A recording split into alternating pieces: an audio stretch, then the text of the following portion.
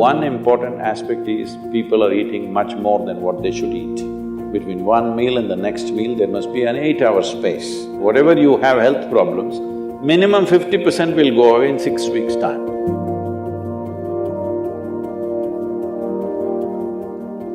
Namaskaram, Sadhguru. Fasting on auspicious days has existed in India since time immemorial, but many Indians believe that it's unscientific and illogical. Until the work on autophagy induced during fasting has been awarded the Nobel Prize. Even I started doing intermittent fasting this year. So why are such beneficial ancient practices being labeled orthodox and then immediately implemented once there is a Western approval? That's because you don't have the right color of the skin.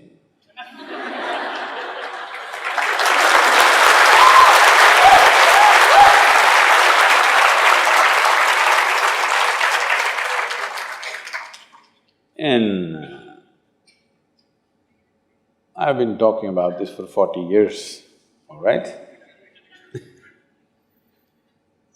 And I have seen hundreds and thousands of people who just become healthy and well simply because they're not fueling up all the time when the tank is filling.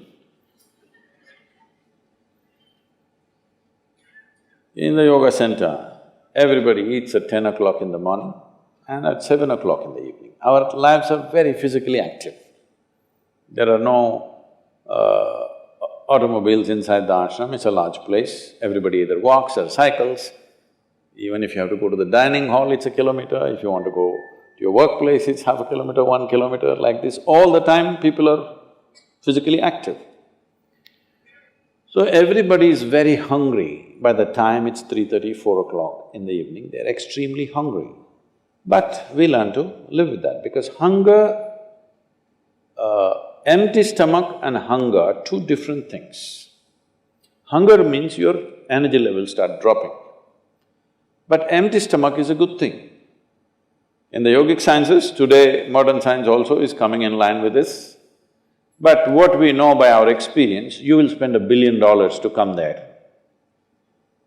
Because research is all about how many $1 million, that's how it is. Your body and your brain works at its best only when your stomach is empty. So we always make sure we eat in such a way, how much ever we eat, our stomach must be always empty within 2 to 2.5 hours' time maximum. So we go to bed hungry always. People think they cannot sleep. They can sleep. On an average, for 25 years on an average, I slept only 2.5 to 3 hours. These days I'm getting little lazy and sleeping anywhere between 3.5 to 4.5 hours in spite of the level of travel that I have. When I say level of travel, if I say my level of travel in the next few days, you will fall off your chair. Yes? Should I tell you? No, not necessarily.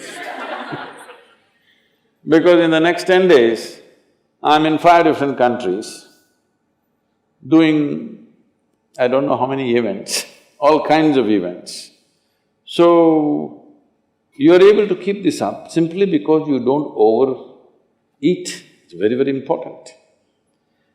Everybody eats 2 meals. I generally eat only 1 meal, 4:35 in the evening, because I don't like to sit in front of the plate and worry about how much to eat. I like to eat well. So, 4:35 in the evening, if I eat a meal, it's only next day. Is this enough? Am I looking okay? Hello? I'm not looking like your patient, isn't it? I'm not going to come to you because any correction and purification that needs to happen in the body, your stomach needs to be empty. It's very, very important. Otherwise, the purification on the cellular level will not happen. You pile up things and then you have all kinds of problems. The first thing is inertia in the body. Inertia means there are many levels of inertia. If you don't notice all that, the amount of sleep that you have is inertia. All of you have come here to live or… Hello? To live, right? Not here, I'm saying into this life. You want to live or… The intention of life is to live, isn't it? But because you talked about American doctors, this is all being picked up here also. All American doctors say minimum 7 to 8 hours you must sleep. So that means 1/3 of your life you must sleep. Another 2, 3 hours, 4 hours goes in bath, toilet, eating, this, So literally 50% of your life is just maintenance. Suppose you have a vehicle, you have a motorcycle or a car, if it goes to service 1 day in a month, all right to keep it. If it goes to service 15 days in a month, this is a nuisance, isn't it so? Most people have made their systems into a nuisance because their own body is a big impediment in their life. Anything they want to do, their body will not allow them to do. So in this there are many aspects. One important aspect is people are eating much more than what they should eat. Simply because they have been told, you must eat more, otherwise you will become weak, this, that. No, it is the way you keep your body.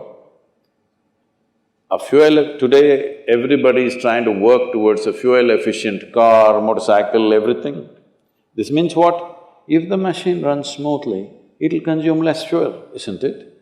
So if you sit here and you are very much at ease, now it'll consume less fuel. If you like this all the time, then it'll consume more fuel, it'll want you to eat. Compulsiveness will come about this. So, this new name, intermittent eating, you should see, in United States, people come to our programs will run 10 hours, 12 hours. So, but they will come with some biscuit and something else. They say, I have sugar intolerance, I have to eat. I tell them, you just be here, you're not going to die, I'll ensure, because I don't want anybody dead on my hands, all right? I'll make sure. You first day, no, I have to eat. By third day, they gave up all that. 12 hours without food they sat there, they're perfectly fine. See, health is not something you can do from outside. Health is something you have to do from within. From outside, when something goes wrong, you can seek some help. But all the time something is wrong with you, this means what? You're a faulty machine. Yes? All the time something is wrong with you, why? That's not how this is designed. This is designed for health. Every cell in your body is designed to create health, isn't it? They're all working hard to create health, except you.